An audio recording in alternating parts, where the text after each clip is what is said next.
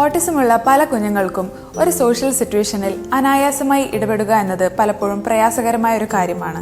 ഒരുപാട് കുട്ടികളുള്ള ഒരു ക്ലാസ്സിലിരിക്കുമ്പോൾ ടീച്ചറുടെ ഇൻസ്ട്രക്ഷൻ ഫോളോ ചെയ്യുക, മറ്റുള്ള കുട്ടികളുമായി സ്വാഭാവികമായി ഇടപെടുക, സൗഹൃദങ്ങൾ സൃഷ്ടിക്കുക എന്നിവയിലെല്ലാം അവർ ഒത്തിരി പ്രയാസം നേരിടുന്നു.